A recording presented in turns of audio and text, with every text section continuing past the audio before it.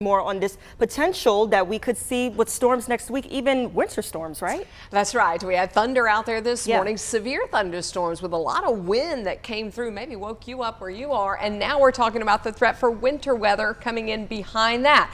We've got several days, so we're going to talk about that and help you plan. Take a look out there today, though. Like I said, a lot of rain and wind this morning, and then a lot of wind continued into the afternoon. We did finally get a little bit of sunshine. Temperature's not terribly cold just yet across the Triad, but it is going to get much colder as we move forward. We've got an active weather week with the wind. It will stay up in the mountains and foothills with gusts of 30 to 40 miles an hour through tomorrow afternoon. There is the opportunity for wintry weather. Yes, more of that middle part of the week. In fact, a wintry mix is looking pretty likely right now on Wednesday. And then we've got cold returning, 30s for highs, temperatures in the teens toward the latter half of the week. You see that line of storms that pushed through earlier today. We did get a lot of wind and rain with that. Some folks seeing more than a half of an inch of rain. And of course, these reports we talked about at the top of the newscast of trees down, power out here and there because the wind gusts were anywhere between 40 to 50 miles an hour. You can see some of the highest wind gusts reported at our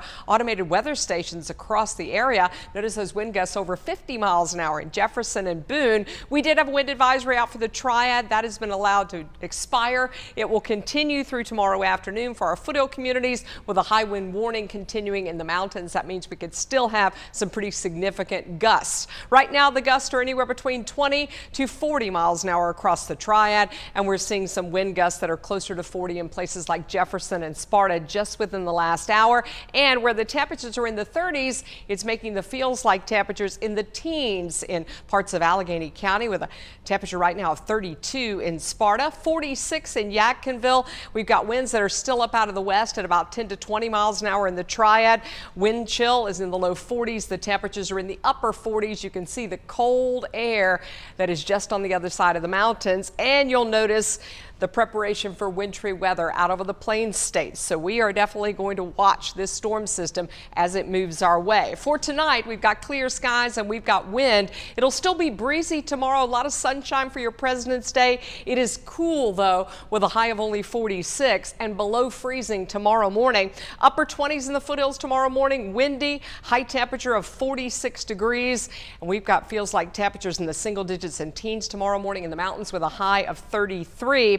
That next storm system is a combination out here to the west as this energy is going to be moving across the deep south. And when we do have a track like that and we've got cold air in place, that moisture could fall in the form of snow, maybe sleet, maybe freezing rain, could be a combination of all of those. The exact timing we're not sure of just yet. What we know is that there is a setup that is very favorable for some severe weather, or I should say winter weather, across the southeast. And right now we're looking at all options as a possibility. And yes, this could become a major winter storm. So that's something we're watching really closely for the Carolinas because there's the potential that we could see a few inches or more of snow across parts of the Carolinas. There's also the potential that we could have an ice storm setting up with more than a quarter of an inch of ice. So those are significant concerns as we look at this. It's still a few days out. Here's what you need to start thinking about now. If it is wintry and it comes in on Wednesday, we're talking about air that's cold enough that it could last into the weekend.